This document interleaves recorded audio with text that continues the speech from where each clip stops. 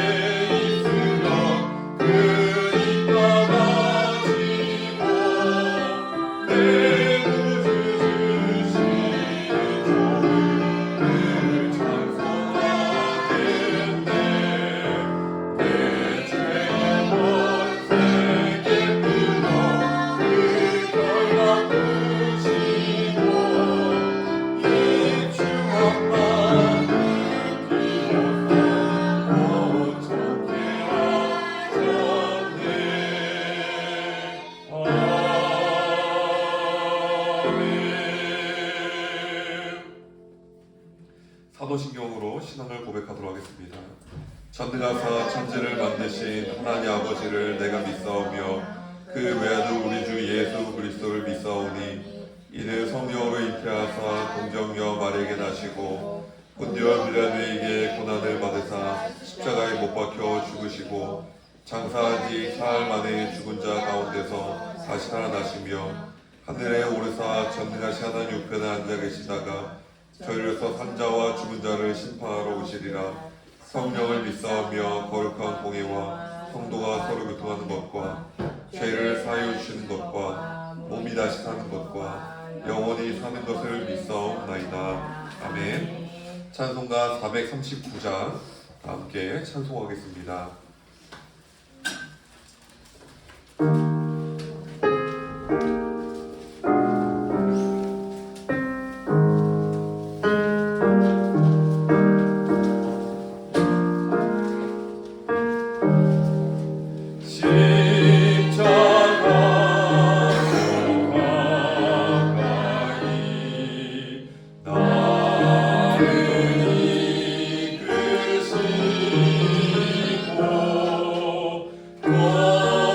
이끄시고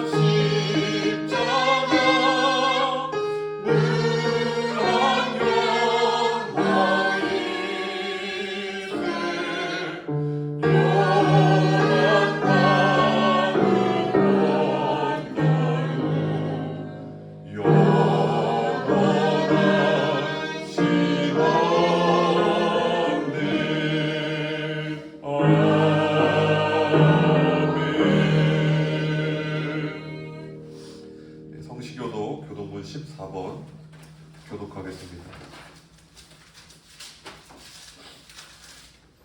교도문 14번 시편 24편 말씀입니다.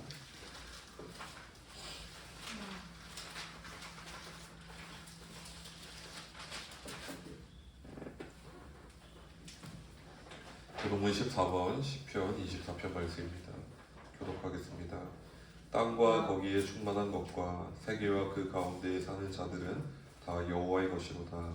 여호와께서 그 땅을 나라를 위해 세우시며 강을 위해 건설하셨도다. 여호와의 산에 오를 자가 누구며 그의 거룩한 곳에 설 자가 누구인가?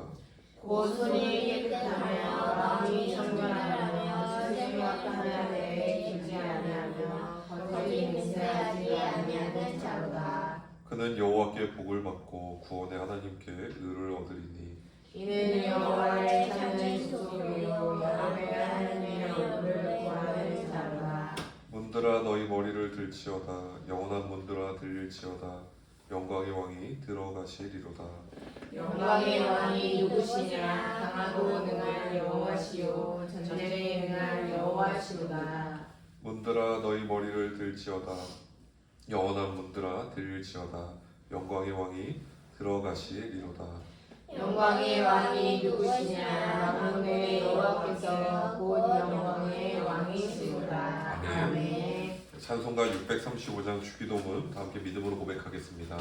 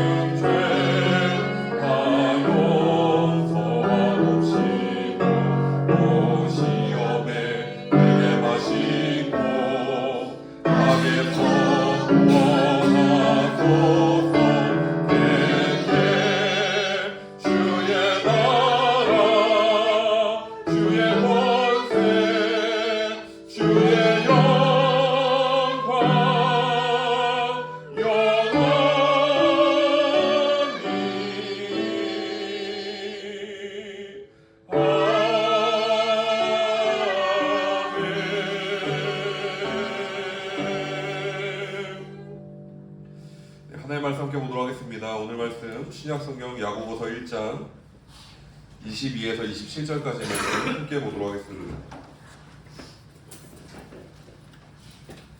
신약성경 야고보서 1장 22절에서 27절까지 말씀입니다.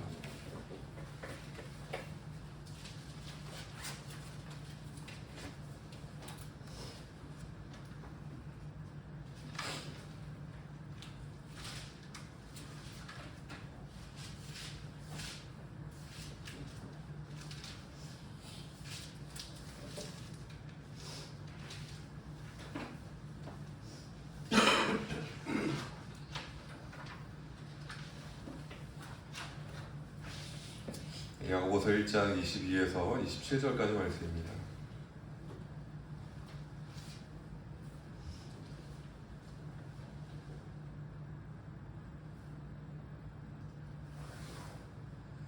함께 읽겠습니다. 너희는 말씀을 행하는 자가 되고 듣기만 하여 자신을 속이는 자가 되시리라.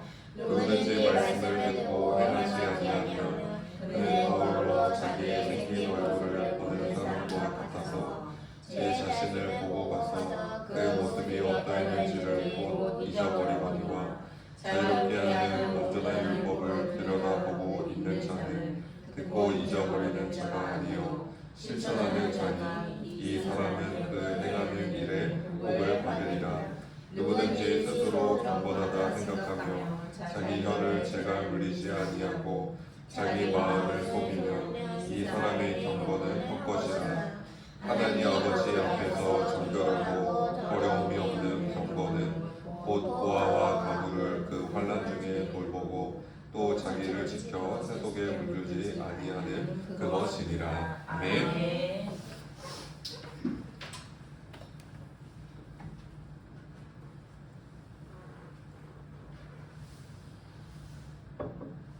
오늘은 말씀을 행하는 사람, 말씀을 행하는 사람이라는 제목으로 하나님의 말씀 함께 나누도록 하겠습니다.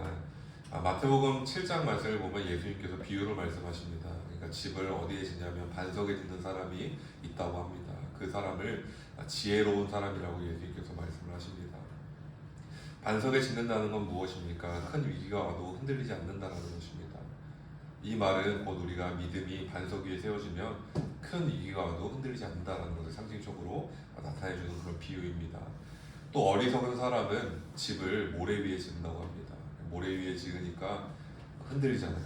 뭐 홍수가 나거나 아니면 지진이 나거나 하면 평소에는 그냥 겉보기에는 멀쩡해 보이지만 그러나 결정적인 순간이 오면 다 무너지게 돼 있다는 것입니다. 그러니까 믿음이 모래 위에 세워지면 어떻게 됩니까? 평소에는 괜찮아요. 그러나 결정적인 순간이 오면 다 무너져 내린다는 것입니다. 이런 사람을 예수님께서 말씀하시기를 어리석은 사람이다라고 정의를 하십니다. 예수님의 말씀은 무엇입니까? 핵심은 무엇이냐면 말씀을 듣고 그리고 그 말씀을 행하는 사람 그리고 그 말씀을 어디에 뿌리를 내리느냐 거기에 따라서 우리의 믿음이 살아남느냐 아니면 위기의 때에 무너지느냐 그런 것들에 대해서 예수님께서 본질적으로 비유를 통해서 말씀하시는 것입니다. 저는 목회자 이전에 한 명의 그리스도인으로서 신앙생활 가운데 가장 어려운 부분이 무엇이라고 생각을 하냐면 신앙생활은 가장 어려운 건 말씀을 살아내는 게 가장 어렵다라고 생각을 합니다. 우리가 말씀을 듣는 것은 말씀을 사모하는 마음이 있으면 됩니다. 그래서 말씀이 꿀송이보다 이제 달달하고 이제 성경에 나오잖아요. 그런 것처럼 말씀을 사모하는 마음이 생기면 우리가 말씀을 듣는 것, 읽는 것, 그게 사모하게 되는 마음이 생깁니다. 또 하나가 말씀을 이해하는 것. 말씀을 이해하는 것은 우리가 말씀을 많이 익숙해져가지고 이해할 수도 있지만 또 하나가 성령님께서 도와주세요. 성령님께서 지혜를 주시면 말씀을 잘 이해할 수가 있습니다. 그러니까 생각해보면 이제 교회에서 2000년 역사 가운데 사실 언어를 모르는 사람들도 있었고 그리고 감리교회 역사도 그래요. 영국에서 미국으로 가가지고 골드러시 때 동에서 서로 이제 그 골드러시를 따라서 교회가 이제 마차를 타고 이동을 해요. 그러니까 소내식 설교자가 생기고 평신도 설교자가 생깁니다. 그러니까 평신도 설교자는 어떻게 보면 신학을 하지 않은 사람들이에요. 그럼에도 불구하고 그들을 통해서 말씀이 이해되고 말씀으로 변화가 나타나고 교회가 세워지고 놀라운 그 미감리교회 역사를 보면 있어요. 그 말씀을 이해하는 게 꼭 배워서 되는 것도 있지만 물론 배워서 돼야만 하는 것도 있지만 또 뭐냐면 성령님께서 이해시켜주는 부분도 있다는 것이죠. 이 두 가지가 겸해졌을 때 더 좋겠지만 어제 성령님께서 역사하신 말씀을 이해할 수 있게 돼요. 근데 진짜 문제는 뭐냐면 말씀을 살아내는 게 참 어려워요. 말씀을 살아내려고 하면 하나님 뜻대로 살려고 하면 일단 첫 번째로 마귀가 가만히 안 둡니다. 그 가정을 흔들어 놔요. 저도 예전에 산기도를 한창 할 때 어떤 경우를 하냐면 산기도가 끝나고 집에 갈 때 반드시 이상한 차들이 엉겨붙어요. 그래서 제가 그걸 한두 번 겪은 게 아니다 보니까 그때부터 꼭 기도를 하고 나면 집에 갈 때는 어떻게 운전을 하냐면 굉장히 천천히 운전을 하고 이제 예를 들어서 1차로 2차로를 안 달리고 3차로가 있어 3차로로 달려서 집에 갑니다. 아예 부딪힐 만한 일을 안 만들어요. 그것처럼 첫 번째는 은혜 받고 오면 마귀의 역사가 있다는 것이에요. 말씀을 살아내려고 하면 저항이 있다는 것입니다. 악한 영들의 저항이 있어요. 또 하나가 뭐냐면 우리의 내면과의 싸움이 나타납니다. 나의 자아와 충돌합니다. 우리의 가치관이 다르잖아요. 가치관과 충돌합니다. 나의 욕망이 있어요. 욕망과 충돌해요. 말씀대로 살려고 하는데 나의 혈기가 있어요. 혈기가 성경이 말하는 바와 내 혈기가 따로 놀아요. 머리로는 이해하겠어요. 근데 이게 안 사라지는 거예요. 참 어렵습니다. 야고보서 1장 22절 말씀 함께 읽겠습니다. 22절입니다. 너희는 말씀을 행하는 자가 되고 듣기만 하여 자신을 속이는 자가 되지 말라. 아멘.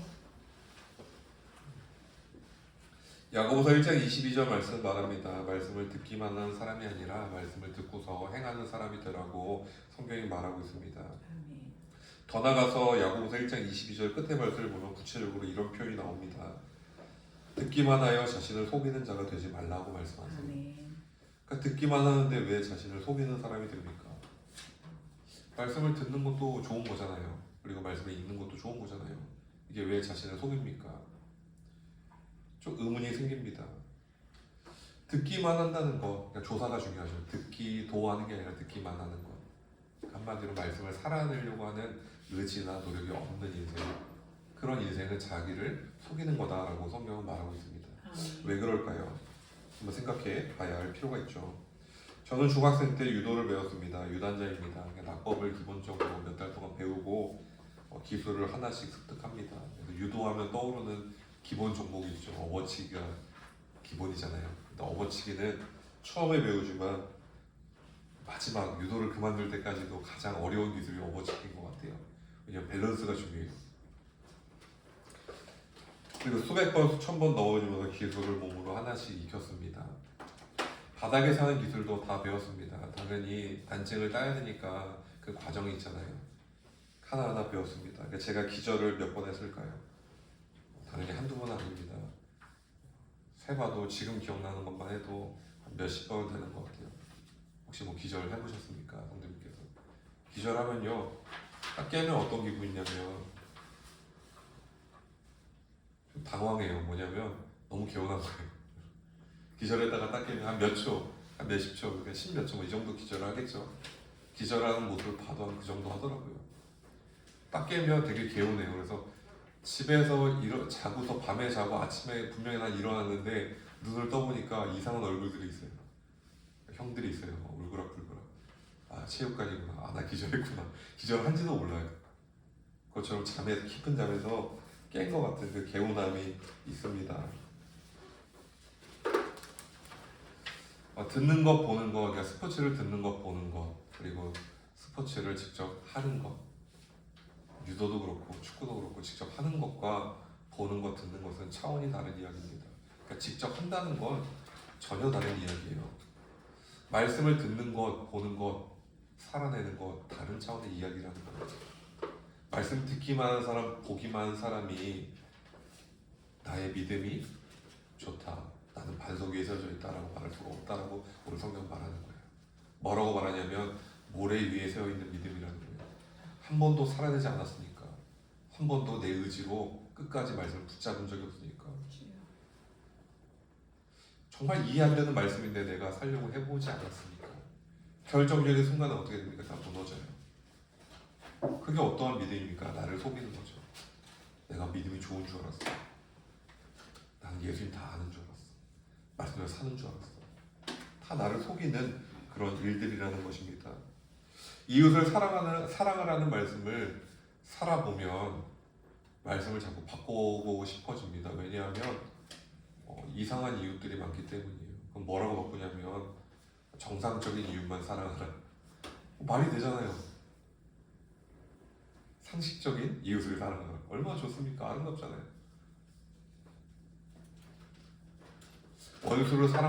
원수를 사랑하라는 말씀을 살아보면 머리로는 이해됩니다. 납득돼요. 원수를 사랑해야지 이러고 돌아갑니다. 진짜 원수를 사랑하는 순간이 오면요, 내 분노가 목 끝까지 차오릅니다. 하나님한테 호소해요. 분통이 터져가지고 기도해요.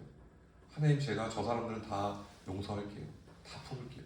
근데 하나님, 이 사람은 안 돼요. 내 원수는 안 돼요. 하나님 아시잖아요. 하나님 어떻게 저 사람이 구원받습니까? 이건 말이 안 되는 거예요. 하나님.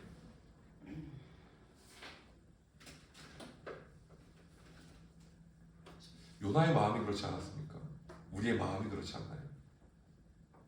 살아낸다는 건 정말 속 터지는 거예요. 내면에 끊임없는 갈등이 일어나는 것입니다. 그게 살아낸다는 거예요. 살아낸다는 건 전쟁입니다. 하나님의 말씀을 살아내는데 마귀들이 좋다 박수 쳐주고 그래 살아라 격려해주는 마귀가 하나도 없습니다. 악한 영들이 끊임없이 공격합니다. 나의 자아와 욕망과 성향과 상황과 과거와 상처와 충돌해요. 계속 나 말씀대로 살아야 하나? 나 그냥 듣기만 할래. 나 말씀 읽기만 할래. 말씀 이해하기만 할래.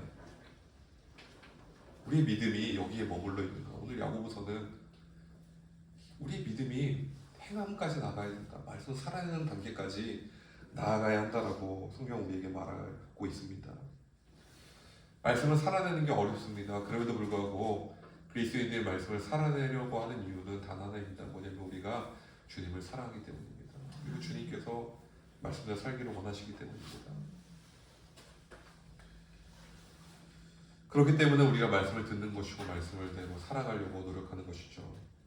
성경 말씀의 단 한 구절만이라도 일생 동안 살아낼 수 있는 그런 신실한 믿음으로 이 땅을 살아가시기를 예수님의 이름으로 축복드립니다.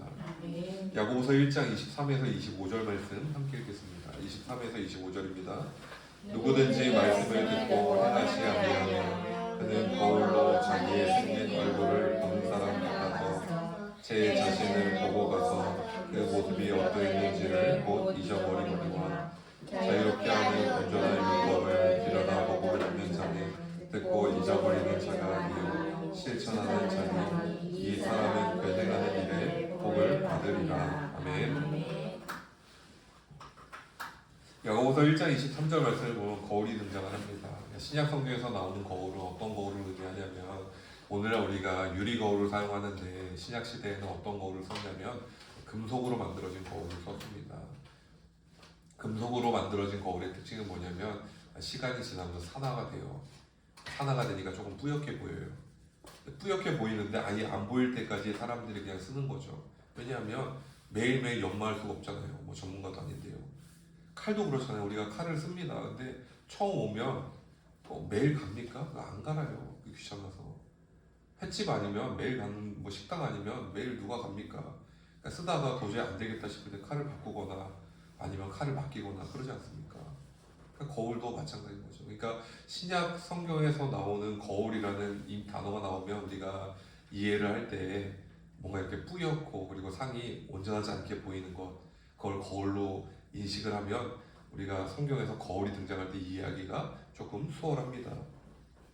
그래서 어쨌든 금속 거울은 오늘날 유리 거울과 다르게 좀 이게 뿌옇게 보인다라고 우리가 이해할 수가 있는 것이죠. 그러한 배경 가운데 야고보서 1장 23절 끝에 말씀을 보면 이 표현이 나와요. 뭐라고 나오냐면 23절 끝에 그는 거울로 자기의 생긴 얼굴을 보는 사람 같다라고 성경이 말하고 있습니다. 거울로 자기의 생긴 얼굴을 보는 사람이면 뭐냐면 뿌옇게 보인다는 거예요. 선명한 게 아니라 이게 뿌옇게 내 얼굴을 보는 사람, 그런 사람이라는 것을 우리가 이해할 수가 있습니다.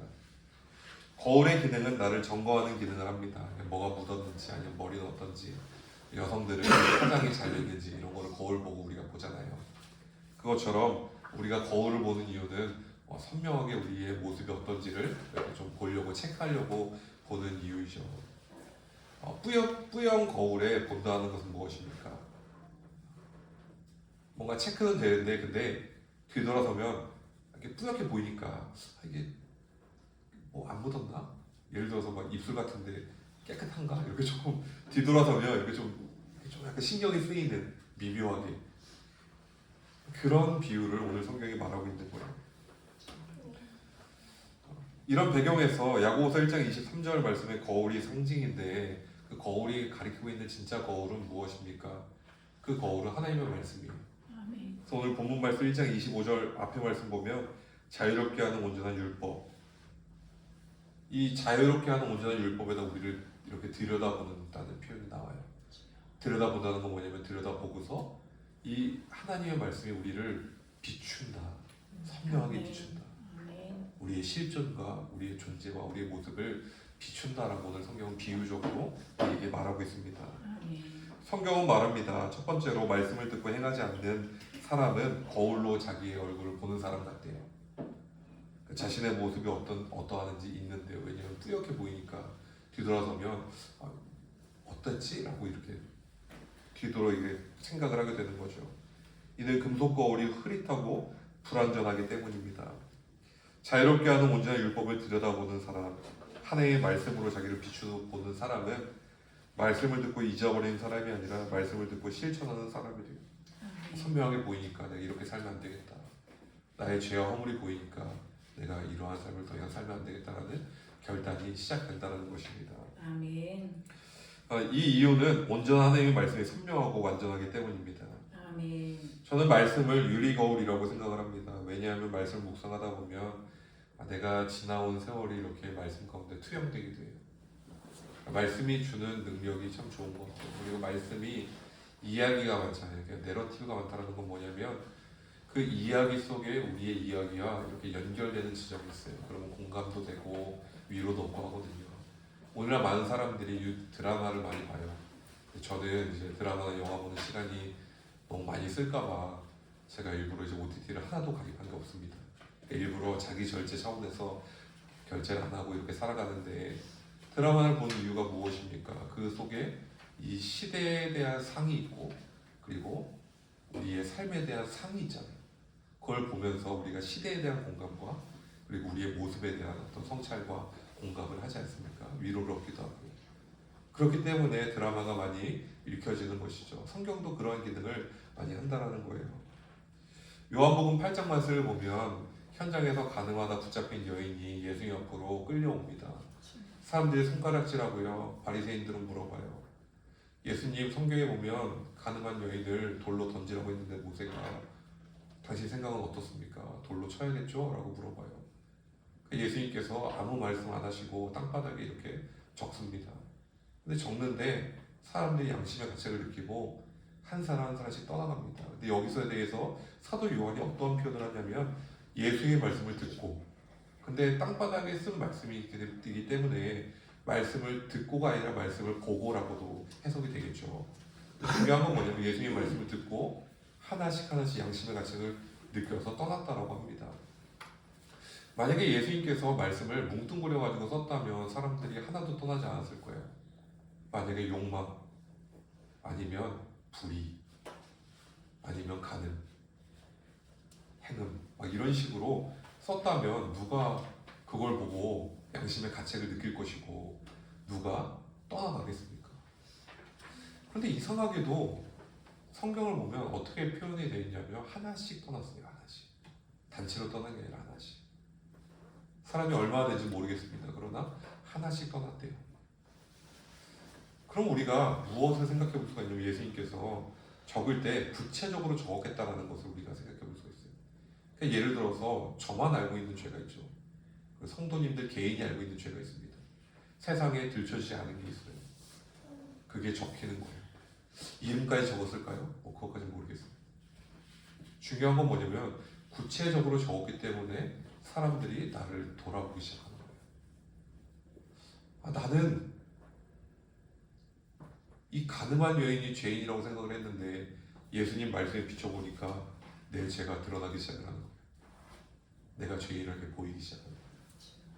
그럼 어떻게 돼요? 양심의 가책을 느끼고 내 모습을 들여다보니까 어떡합니까? 돌로 칠 자격이 나도 없잖아요. 제일 쉬운 건 현장을 떠나면 하나씩 떠납니다. 말씀을 묵상하다 보면 내가 믿음을 선택했던 순간들이 기억이 나기도 합니다. 창세기 12장 말씀을 보면 아브라함이 하나님께서 보여줄 땅으로 갑니다. 그러니까 완료형이 아니라 미래형이잖아요. 보여주리니까. 그러면 아직 보여주지 않은 거예요. 그럼에도 불구하고 아브라함 믿음으로 그 미지의 땅을 향하여 갑니다. 그게 창세기 12장 말씀입니다. 근데 아브라함이 그 길을 가는데 얼마나 답답했을까. 그리고 과연 그 길을 어떠한 마음으로 걸었을까라고 우리는 상상을 합니다. 저는 목회자로서 모든 것을 내려놓고 미지의 영역으로 나아갔던 경험이 있습니다. 여길 봐도 저길 봐도 길이 보이지 않더라고요. 오랜 세월을 이 길이 맞는가? 왜 내가 이 길을 걸어야 하지? 그 의문이 풀리지가 않는 거예요. 왜냐하면 하나님께서 보여준 땅이 아니라 보여줄 땅이었고 제가 본 게 아니라 미지의 영역이었기 때문에 이해가 안 되는 거예요. 근데 어떡합니까? 가라고 하는데 가야죠. 그러니까 순종하고 갔어요. 뭔지도 모르고 갔어요. 이해도 못하고 갔어요. 그런 경험이 있다 보니까 아브라함의 인생을 볼 때 뭐가 이해가 되냐면 아브라함의 그 상황이 이해가 되기 시작하는 거예요. 아브라함이 어떠한 마음으로 그 길을 걸어갔을지가 위로도 되고 공감도 되고 그런 경험을 하게 됩니다. 말씀에 비추어 보면 내 삶이 드러나게 되고 나의 연약함과 나의 죄됨이 보여진다는 것이죠. 말씀은 거울이기 때문에 그렇습니다. 아멘. 그리스도인은 말씀의 거울 앞에서 자기 자신을 끊임없이 점검해야 합니다. 좋지 않은 습관을 점검해야 합니다. 내면에 존재하는 수많은 악한 마음들을 점검해야 합니다. 그리스도인답지 못하게 살아가는 그런 태도들을 점검해야 합니다. 저와 성도님들께서 그리스도인의 완전이라는 표대를 향하여 끊임없이 나를 성찰하고 끊임없이 나를 점검하는 삶을 살아가시기를 우리를 온전케 하시는 주님의 이름으로 축복드립니다. 아멘. 야고보서 2장 27절 말씀 함께 읽겠습니다. 27절입니다. 하나님 아버지 앞에서 정결하고 더러움이 없는 경건을 곧 보아와 가부를 그 환난 중에 돌보고 또 자기를 지켜 세속에 물들지 아니하는 그것이니라. 아멘. 야고보서 2장 27절 말씀을 보면 하나님 앞에서 정결하고 더러움이 없는 경건이 나옵니다. 참 멋있는 것 같아요. 하나님 앞에서 정결하고 그리고 하나님 앞에서 더러움이 없대요. 이러한 정결함을 어떻게 우리가 이룰 수 있을까? 그리고 이러한 정결함은 무엇일까? 오늘 말씀은 뭐라고 얘기하냐면 첫 번째는 고아와 과부를 돌보는 것이라고 합니다. 고아와 과부는 특별히 고아를 돌보아라, 과부를 돌보아라가 아니라 어떻게 보면 좀 형편이 어려운 도움이 필요한 사람들을 돌보라라는 마음입니다. 그들을 향해 긍휼의 마음을 품으라는 것이죠. 내 마음으로 긍휼의 마음이 품어지지 않더라고요. 하나의 마음으로 살아가는 사람이 어떠한 사람입니까? 진짜 경건한 사람이라는 것이에요. 두 번째는 또 뭐라고 말하냐면 세속에 물들지 않는 사람이라고 말을 합니다. 세속에 물들지 않으면 세상적인 기준으로 살아가지 않는 사람이겠죠. 누구 붙들고 살아가는 사람입니까? 주님 붙들고 살아가는 사람.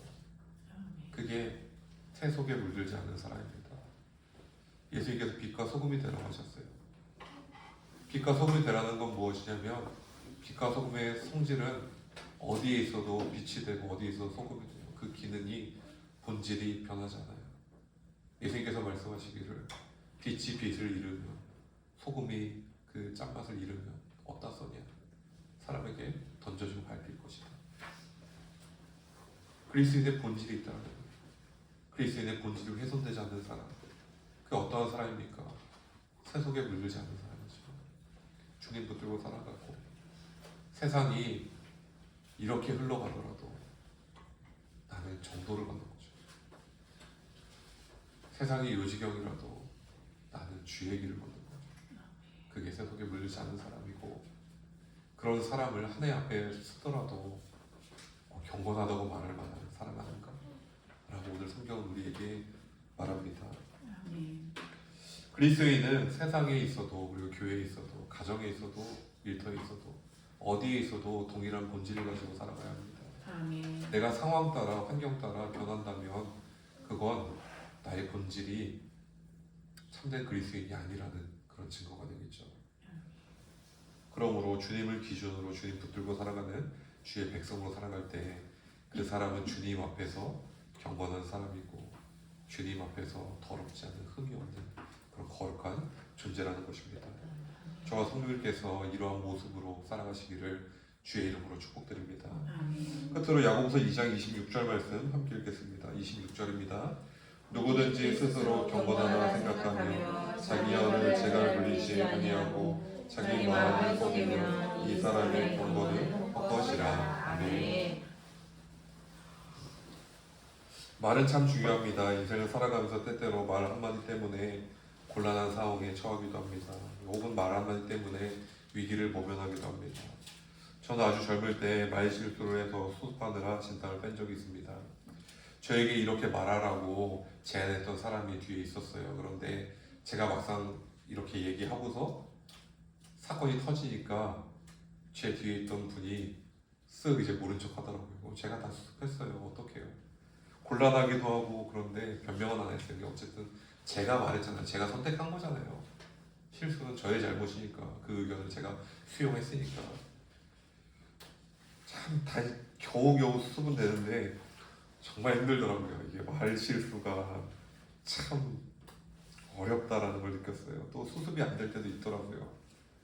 제 진심이 어떻든 의도가 어떻든 상대방이 그렇게 이해하기로 작정하면 상대가 상처를 받아버리면 수습이 안 되는 거예요. 그러면 어떡합니까? 그냥 제가 그런 사람이 되고 말면 되는 거죠. 해명해봐도 안 되는 게 있더라고요. 그래서 이런저런 경험을 통해서 말을 하기 전에 한 번 더 생각하는 습관이 생겼고요. 또 감사한 거죠. 그런 경험이 없었으면 말을 그냥 쑥쑥 하게 될 거 아닙니까? 또 누군가에게 말을 하기보다 오히려 말을 잘 듣는 게 더 은혜다라고 생각을 합니다. 받는 것보다 주는 게 더 은혜듯이 말을 듣는 게 더 은혜다라는 마음으로 살아갑니다. 그래서 말은 들으려고 하고 또 무언가 이렇게 선물이나 이런 걸 주려고 하고 그냥 그런 게 다 은혜로운 것 같아요. 아멘. 야고보서 2장 26절 중간 말씀을 보면 자기어를 다스리라고 합니다. 표현을 뭐라고 하냐면 재갈을 누리라고 성경이 말하고 있습니다. 성경을 보면 스스로 경건하다고 생각하는 사람들은 타인을 바라보면서 비판을 많이 했습니다. 바리새인들은 자기들을 경건한 사람이라고 했어요. 그래서 자기들은 구별된 존재다 해가지고 바리새인의 그 헬라어 파리스가 이제 어떻게 보면 구별되다라는 거죠. 구별되다라는 의미를 갖거든요. 그러니까 나와 너는 달라. 나는 거룩하고 너는 속된 사람이에요. 그래서 맨날 욕하는 사람이 누구입니까? 세리들, 죄인들. 예수님께 세리들하고 밥 먹는다고 맨날 뭐라는 사람들이 누구예요? 바리새인이잖아요. 자꾸 비판하고 비난하고 이 일을 삼습니다. 그러면서 그들은 스스로를 나는 경건한 사람이야 라고 생각을 했어요. 반면에 스스로 죄인이라 생각하는 사람들은 타인을 향해서 격려하고 그리고 타인을 향해서 기도하고 타인을 포용하고 오히려 그러더라고요. 바울이 바리새인이었을 때는 스데반 집사가 죽은 걸 마땅하게 여겼습니다. 그런데 바울이 자기를 죄인으로 인식하고 나서는 바울은 끊임없이 교회를 위해 기도하고 허물을 덮고 빌레몬서도 그 이야기잖아요. 오네시모의 허물을 자기가 끌어안는 거잖아요. 포용하는 거잖아요.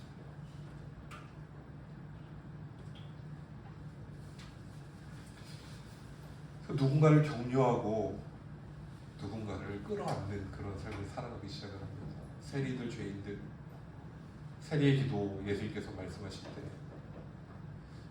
하나님한테 참 기도할 때 말 한마디 못하고 탄식하고 내가 죄인 고백을 하잖아요. 그러니까 스스로 죄인이라고 생각하는 사람들은 타인을 보는 게 아니라 자기를 들여다봐요. 왜냐하면 말씀이 거울이기 때문에 겸손하게 자기를 들여다보게 됩니다. 그리스도인은 끊임없이 자기 자신을 성찰해야 합니다. 말씀을 붙들고 타인을 바라보면 나오는 게 비판입니다. 그런데 말씀을 붙들고 나를 바라보면 나오는 게 기도예요. 그러니까 저도 말씀을 준비할 때 늘 생각하는 건 뭐냐면 저는 저에게 설교한다는 생각으로 말씀을 준비해요. 그러니까 이거는 여러분한테 성도님들한테 이렇게 살아가십시오라는 게 아니라 저한테 던지는 메시지예요. 1차적으로 나는 이렇게 살아가야 한다. 이렇게 살아가고 싶다. 항상 저는 자기 자신을 향해서 말씀을 준비합니다. 그 이유는 저는 스스로 제가 죄인이라는 인식을 가지고 살아가기 때문에 바울이 고백합니다. 오라 나는 공고한 사람이로다. 이 사망의 몸에서 누가 나를 건져내냐.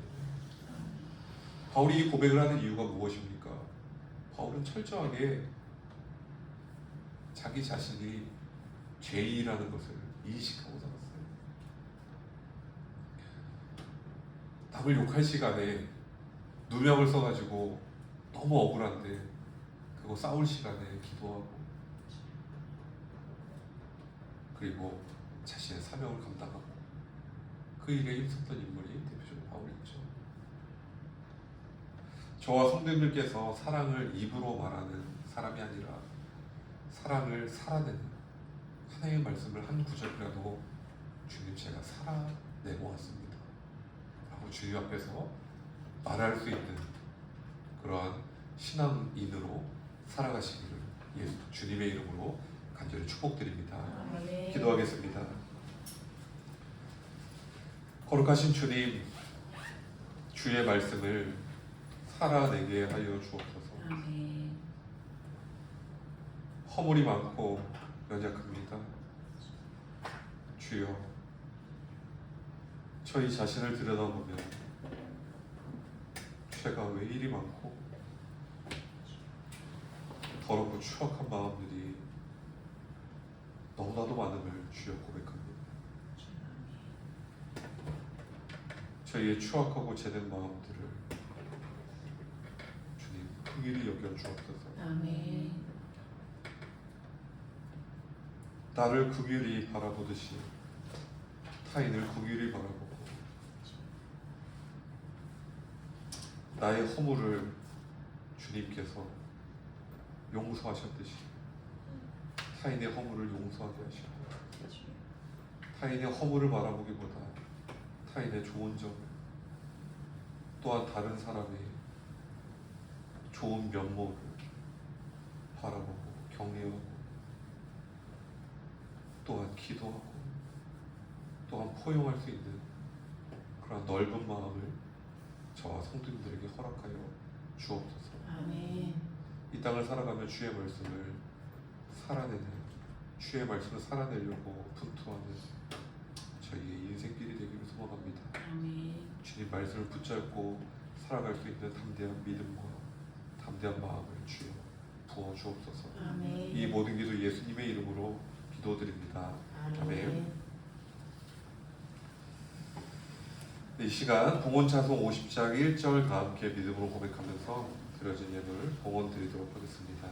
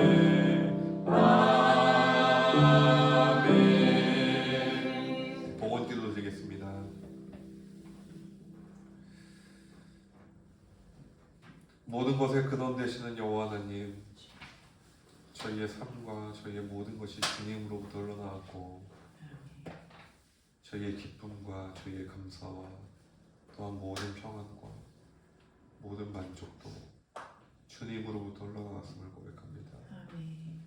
주님을 사모하는 마음으로 주님께 진정으로 감사하는 마음으로 저희의 삶을 구별하고 예물을 구별하여 이 시간 주님께 저희의 믿음의 예물을 봉헌드립니다.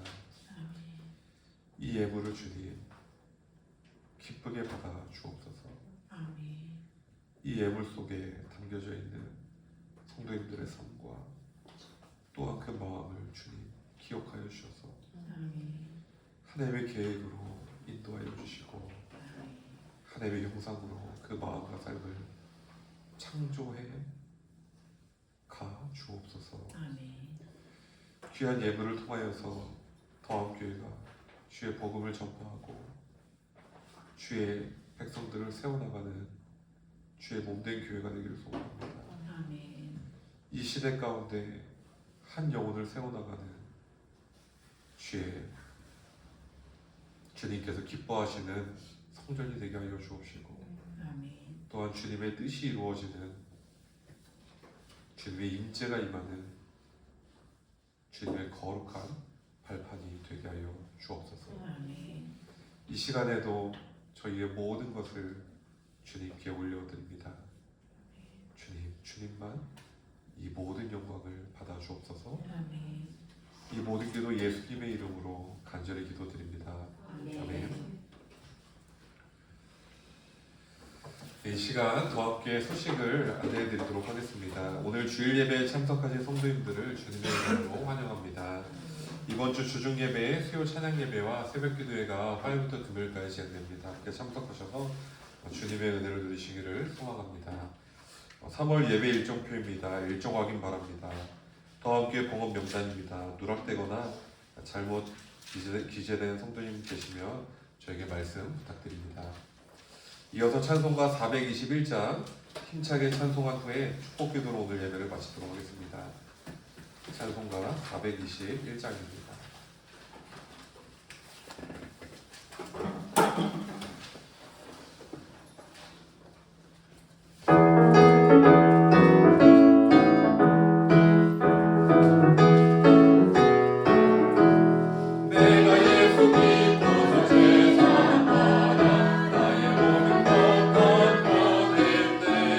지금 내가 가는 게 전